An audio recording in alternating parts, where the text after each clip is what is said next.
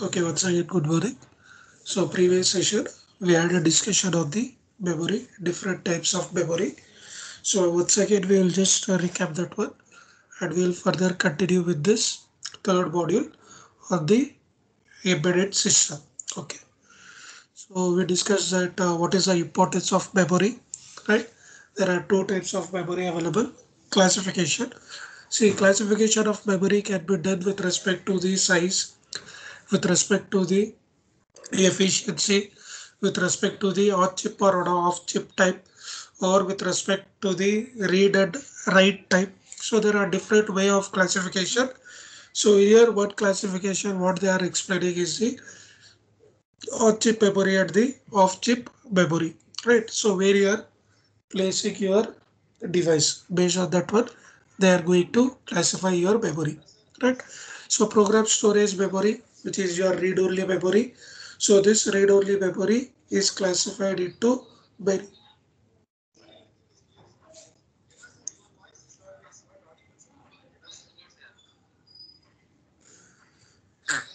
Okay, so this is one classification of your read only memory. Your read only memory, again it is been sub classified into a number of types like non volatile memory, mask norm, EEPROM, EEPROM, and one is PROM, right? One is flash. Okay, so this is a what type of memory which we have, and one more type of memory which is our random access memory. Okay, so bus type is what type programmable device. It is used for hardware. Advantages is low cost or for high volume production, inability to modify the device firmware against the firmware upgrades. Since the EEPROM is permanent in bit storage, it is possible for to alter the bit information. So this is general information about what a mask knob will perform. Okay, so usually it will be asked for a short notes type where you have to explain about the memory function of an embedded system. So it will be around 6 marks question. You have to explain each of these things. Okay, so again it has been continued over here. Programmable read-only memory or a what type programmable device. So for small toys, right, vehicles, right. So these type of memory will be fixed because it is only what time you are going to do it again and again. You are not going to change the value. That is what it has been performed in this programmable read-only memory. Next one is erasable programmable read-only memory. So you can understand that. So when you have written a program and there is a modification you wanted to do, so you can achieve by erasing the earlier program and you can write the new program. So this is a possibility which is present in this thing. Okay. So board within UV eraser device for 20 to 30 minutes. It is tedious and time consuming process. Right. Example is your CD drive or DVD drive. So that is nothing but you are erasing your data and again you are storing your data. That is just like a DVD drive. Electrical erasable. So again it is the same capacity, but it is with respect to the electrical signal that will erase your data. Flash memory. It is again a temporary memory for data processing operation. You are going to use this type of memories, right? So it will be sectioned or class categorized into the sectors or blocks, right? And that will be used for the processing.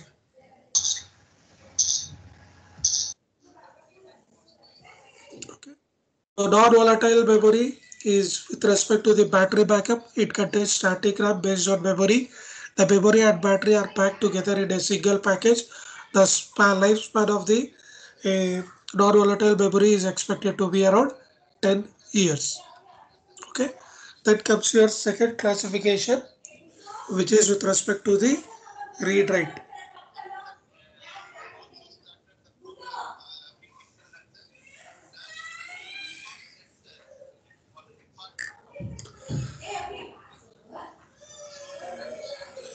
Okay, so what a read random and what read only memory it does is that the main difference will be with respect to the read and write operation.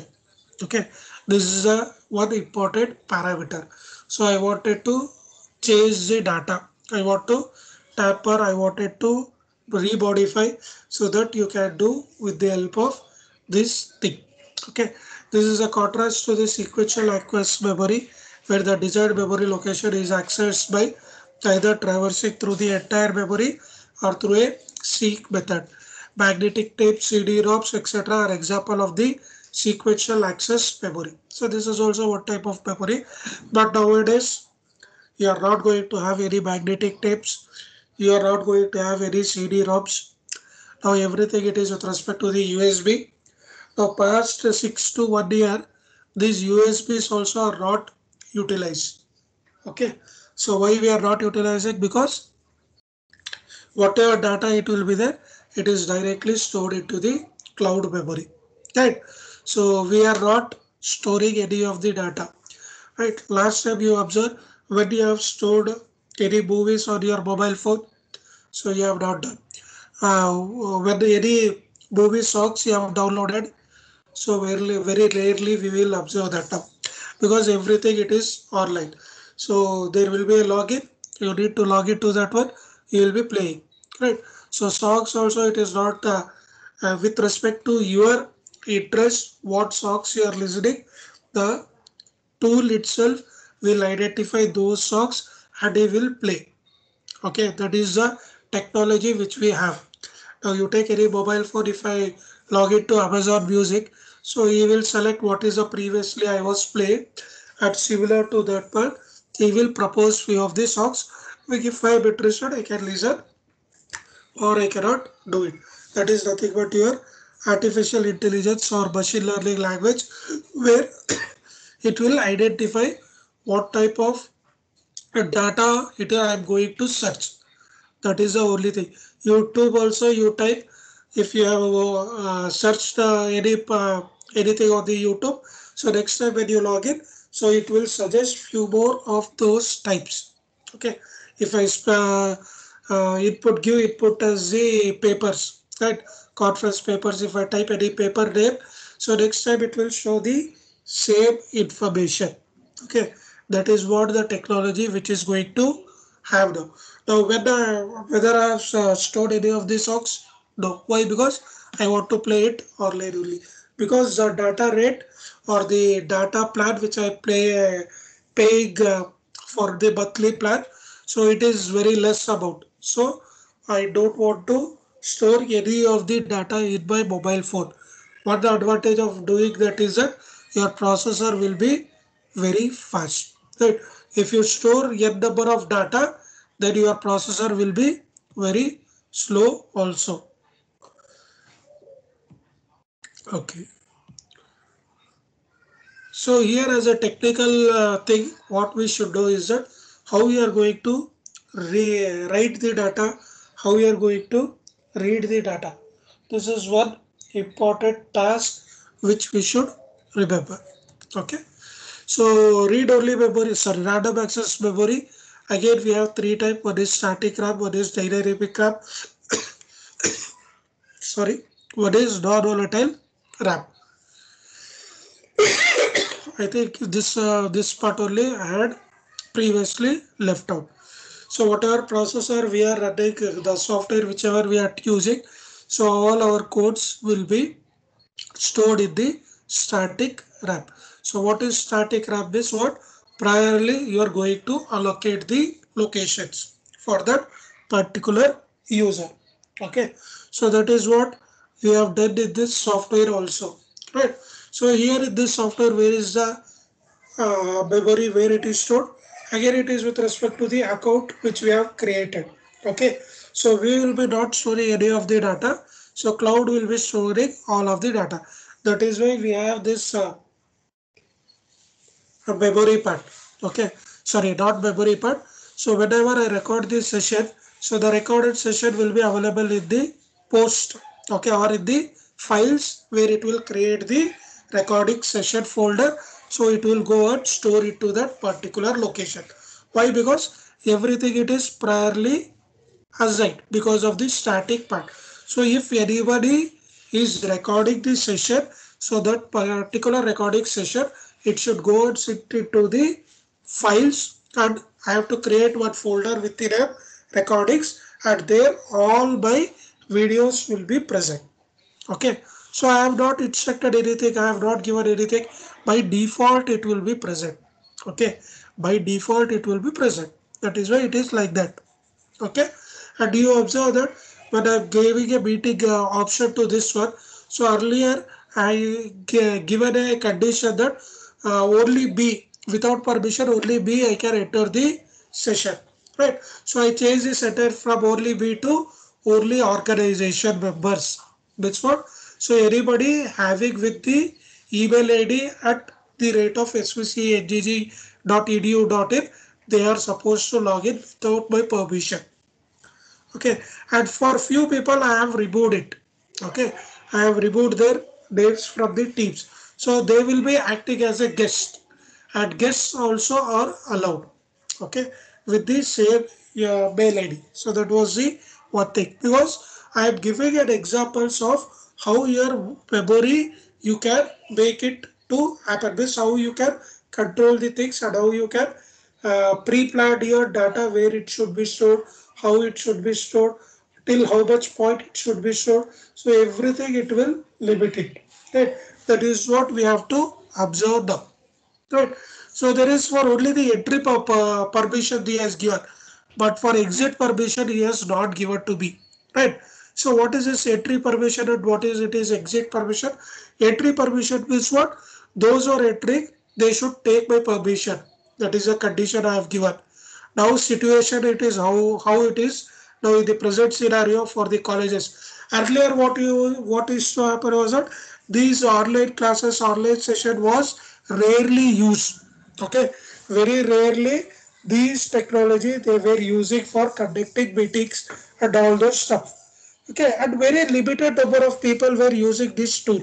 Okay, so hardly around 10 to 20 people were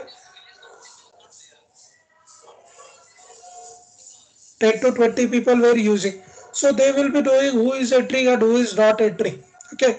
So if 10 people are there, who is leaving the session, it will clearly identified.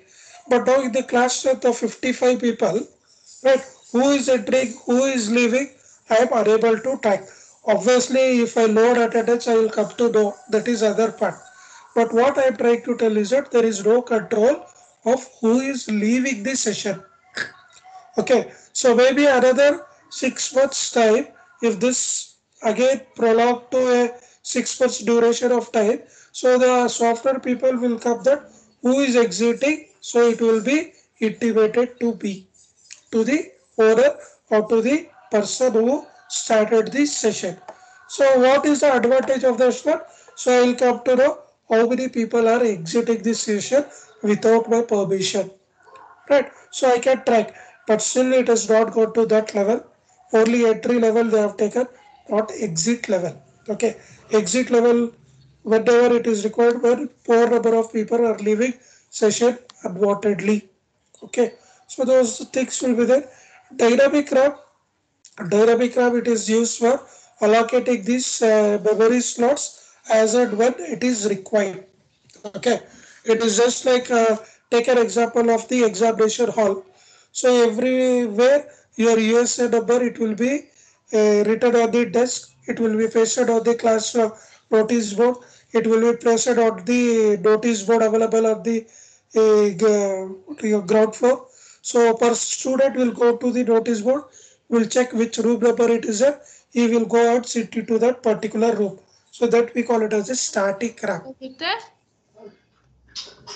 Yes. Anything you want to ask? Okay. So dynamic RAM indicating what?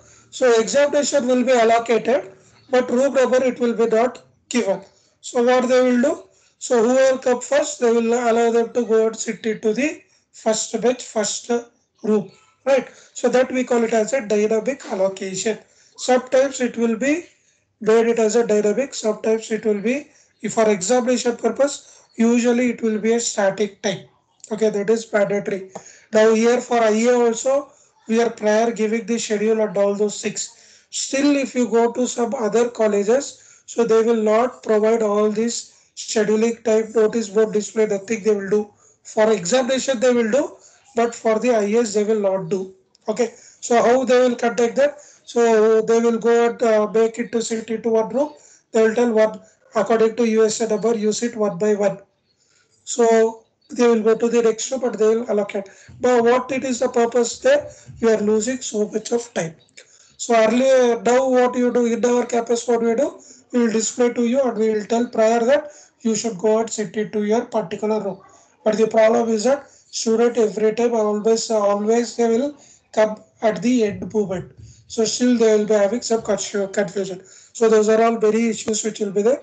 So which we will not discuss, but we will discuss only which is required, that how this dynamic RAM work, how this static RAM will work.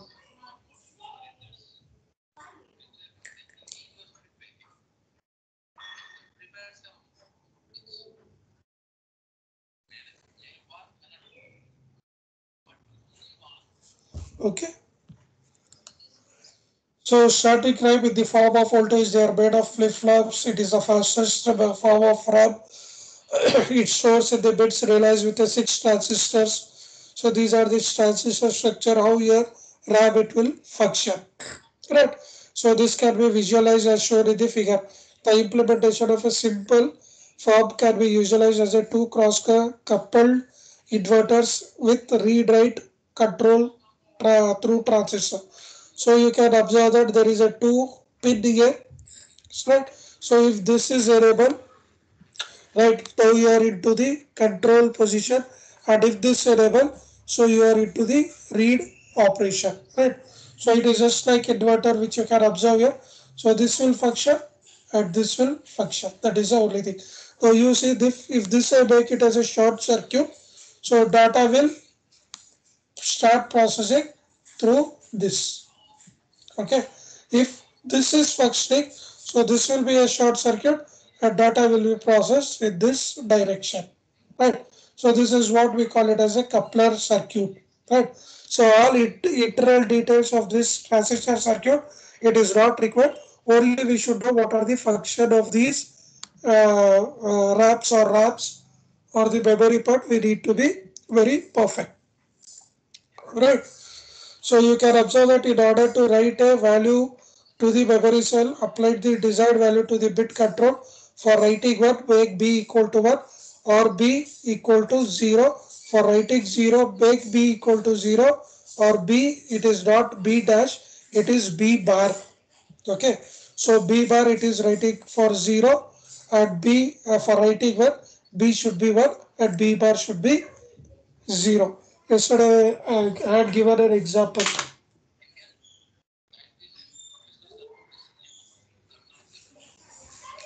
Right. So I'll just write a truth table here. So there is a value of B, there is a value of B bar, right? So I'll write for right value. So right, I want to it to be as 1, right? So what values I have to give? B equal to 1, B bar value should be 0. Then it is right value 1. Okay. And if I want to write value 0, so B should be 0 and B bar should be 1. So I can make what is the circuit here. So your circuit will be something like, which is this value, right? So W equal to B and W bar, which will be equivalent to your B bar, right? So this is a thing which I can find out. Why it is like this? Because W is 1, when it is 1, when B is 1. Okay, and when it is 0, so what happens? It should be B bar. So that is why what I have concluded here. So this is telling whether into a read cycle, whether it is into a write cycle. If it is a write cycle, what value you wanted to write. whether a 0 or whether a 1. So that is what he's trying to do here. Okay. For reading the content of the memory cell, assert both B and B bar, assert to 1 and set the word line to 1. The major limitation of the static RAM are the low capacity and high cost.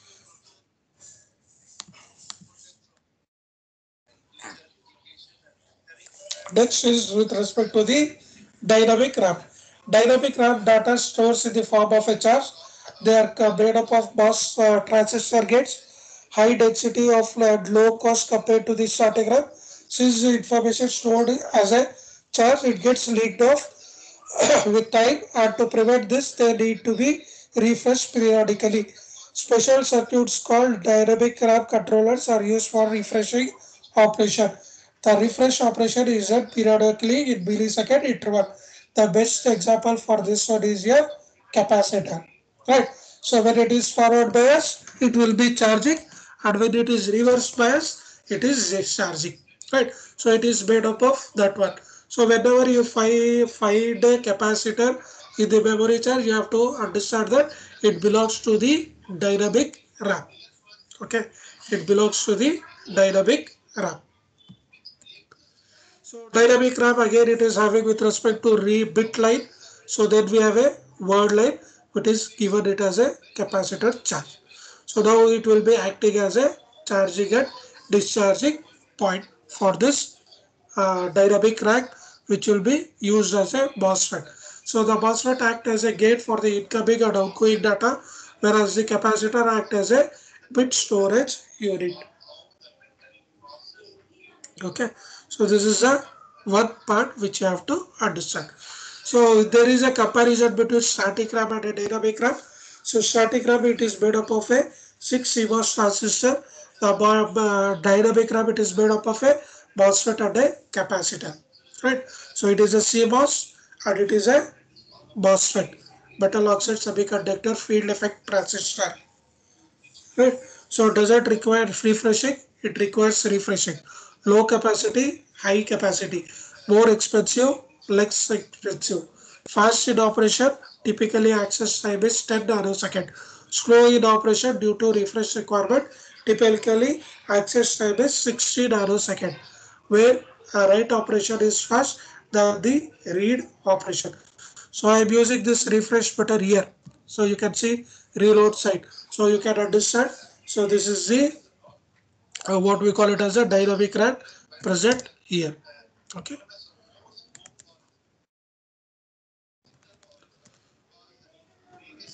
Right. So one more classification based on the type of interface used. That is why earlier I was telling that you can classify your memory in different type as you wish. Okay. One was on based on the chip memory, whether it is on chip, whether it is off chip.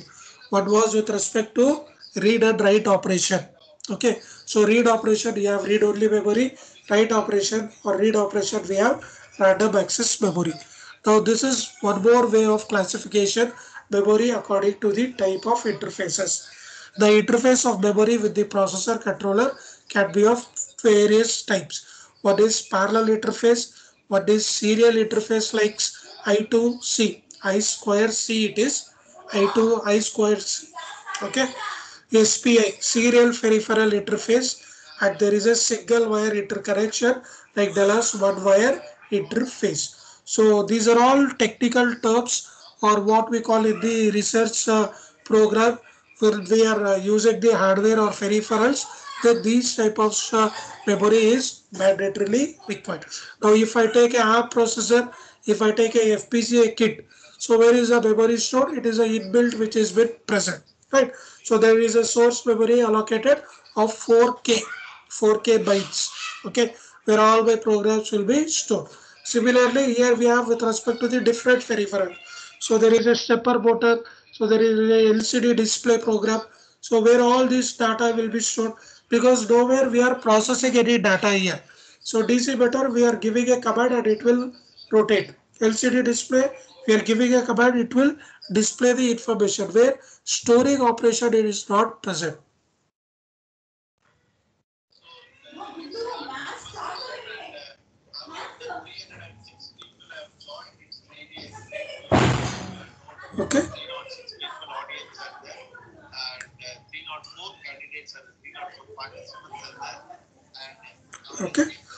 So we'll start with the individual one. Serial interface is commonly used for data storage memory like a EEPROM. The memory density of a serial memory is usually expressed in terms of kilobytes, whereas that of a parallel interface memory is expressed in terms of kilobytes. Okay. Atmel Corporation is an example for serial memory with capacity 512 kilobytes and two-wire interfaces. Right. So one more concept what we have is this memory shadowing. So what is this memory shadowing? It is a technique adopted to solve the execution speed problem in processor based system. Right. So what it is, why we have to, this is one classification of with respect to the interface where we have separate memory slot for execute this one. Then one important concept what we have is this memory shadowing. Right. Generally, the execution of a program on a configuration from a ROM is very slow, which is having a speed of 120 to 200 nanosecond compared to the execution speed of a RAM, which is 40 to 70 nanosecond. Right. So if you are using random access memory, the time duration will be approximately with respect to these things. Okay. Memory shadowing is a technique adopted to solve the execution speed problem in processor based system. Right. So what it is, why it is like this? Because now you might have observed that if I made a session here, now PPTs which I am going to display, it is already been placed at the internet data rate. It is batched with the speed of my slides thing. Okay. So that is why you are observing it as a continuous thing, not as a discrete one. Okay. So what we have to do is that prior to the data you need to upload. Okay. Prior to the very big, because example, if I take the video, right, if I want to go for the live session, so obviously if I take an example of a cricket match, right, so there will be a duration of almost 2 to 3 minutes of time. Okay, you can observe that thing in the what we call the Disney Hotstar. Okay, so you have a cricket match. Now obviously everyone it is going to watch on the mobile phone or the television set using some app like Disney Hotstar app. So you observe there will be always a delay by 1 or 2 hours. Okay, usually it will be 6 balls. So 1 hour delay will be there. Why there will be a delay? Because here it is not mapped it properly.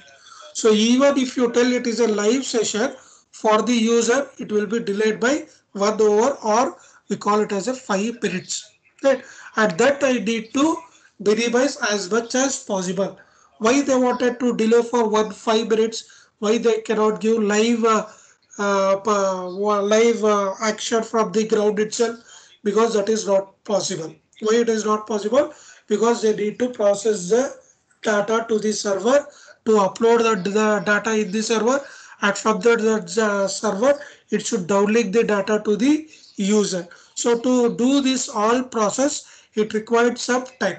At that time only they are taken was around 1 hour. No, you cannot tell that sir it is why only 1 hour, because they wanted to minimize as much as possible, and without this 1 hour or 5 minutes they are not able to reduce that thing.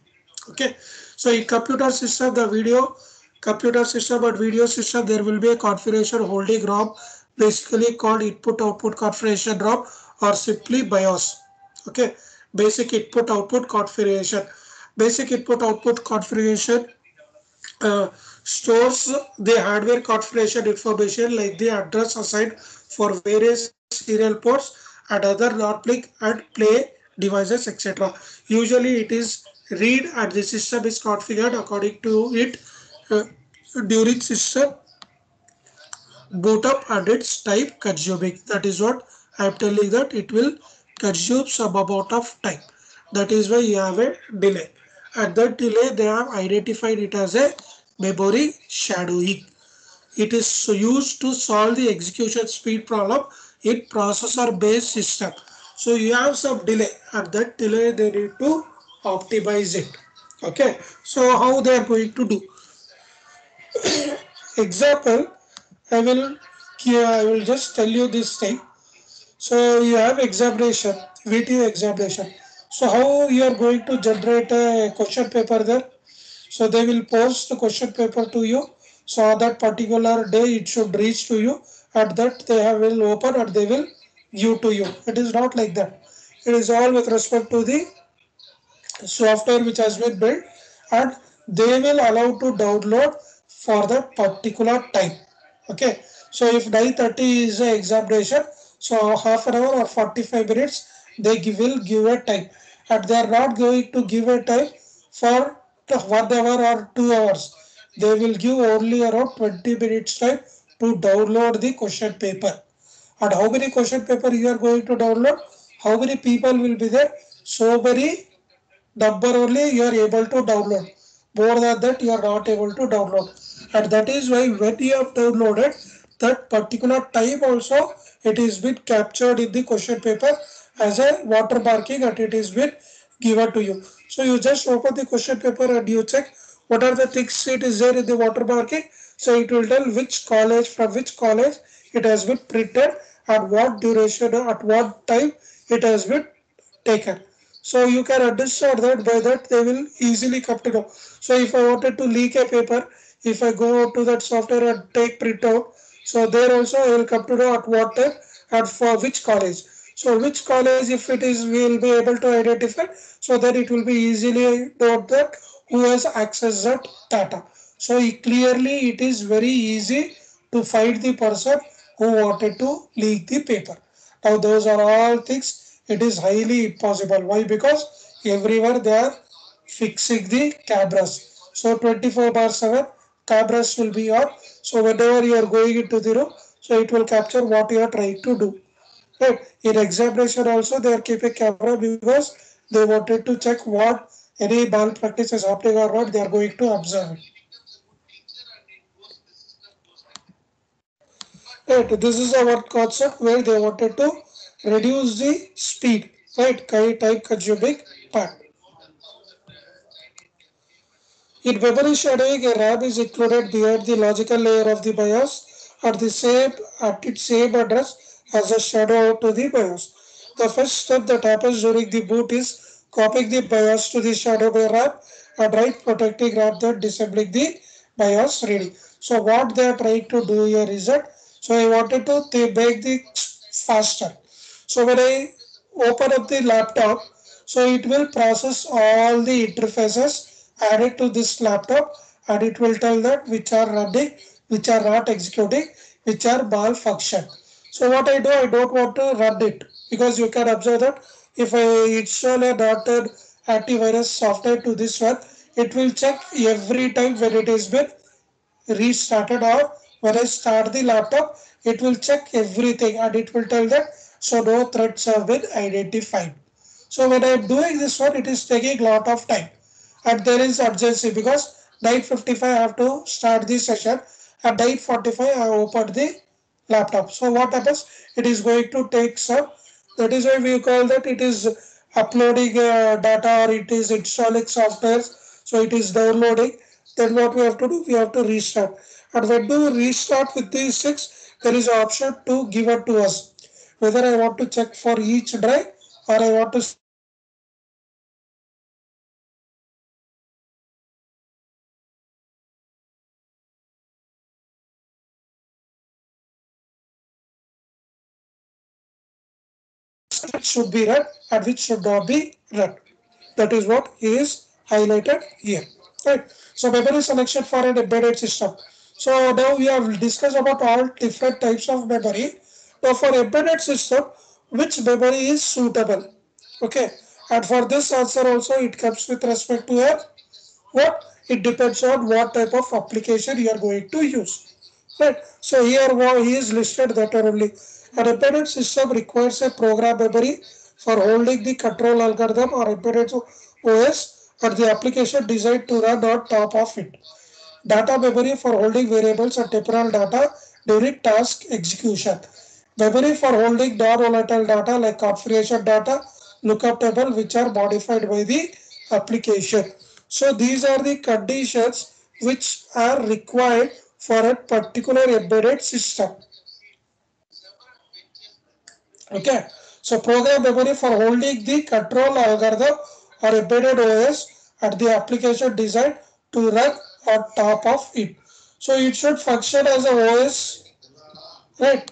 It should give support to this software part, right? And on this one, it should support the application which is running. So to deal these things, you require a memory, right? Data memory for holding variables and temporary data during task execution, right? And when you are using running a particular application where you require some output value, so to process the data you require memory, and for that, what is the memory suitable for this embedded system? You require a memory for holding non-volatile data like configuration data, lookup table. So data sets, everything it will be there. So you require some memory for that one. So that also is required for an embedded system. So for embedded system, these majorly three are required. And you observe that for storing the data, he has not given any memory. So in the embedded devices, you will not have a memory which will store your data for longer duration of time. Okay, for longer duration of time, it will not store. So it will process, it will access, it will give results, then over. It don't require any other type of memory where you are storing your data. That is not required for the embedded system types. Okay, other types like application type, you may require memory. But for the embedded system devices, you don't require memory apart from these main condition. So which will satisfy this one? So memory requirement for embedded system in terms of RAM and ROM. So you can go for EEPROM, you can go for flash, or you can go for non-volatile RAM of a RAM and RAM. Is solely dependent on the type of the embedded system and the application which for it is designed. Lot of factors need to be considered when selecting the type and size of memory for embedded system. So that is what I was telling to you. It depends upon what type of application you are going to have. So for television, you require a memory because I wanted to store the recordings part. If I take a projector, I don't require any memory because I'm not storing or recording any of the thing. Remote also is the same thing. Mobile phone, you require a memory, right? For washing machine, you don't require any memory, right? For refrigerator, you don't require any memory, right? So these are the examples which we have. So for example, if the embedded system is designed for the system of chip or on chip memory, you will go for RAM and ROM. Considering a simple electronic toy design an example, right? So electrical toy, if it is a, so it is dependent on only EEPROM. That once this is gone, it will be off. That is what you do, right? Example I have given as a kids playing with a toy. So it is all with respect to the power. So when power is there, it will function. When there is no power, it will not function. Right? So again, with respect to the embedded system, what are the type, flash and all, which windows it will support, all information you can observe here. Right? There are two parameters for representing a memory. One is size of the memory chip, another is the word size of the memory. So size of the memory means what? Whether it is a 1 GB supporting, 2 GB supporting, 8 GB or 16 GB. And word size of a memory because it is with respect to the instruction. So whether it is a 8 bit, whether it is a 12 bit, 16 bit, or whether it is a 32 bit. So what does it do? Because why it is 8, 12, 16, 32, why it is because 1 GB means it will be not exactly 1 GB, it will be 1024, right? 512, 512. Right? So that memory size. So these are the two important parameters you always think of when we are designing for a embedded system. Right? Then we have a flash, NAND flash, NOR flash. It is all same function to that one. Then we have different memory types explaining what are the different sections which we can embed. So EEPROM we can embed, right? Electrical EEPROM we can embed for that device based on different application which we can observe here. Right. So next part is your second part of your third module, which is on the sensor and actuator. Sensors are nothing but your input Actuators are nothing but your output. So what are the different types of inputs we have?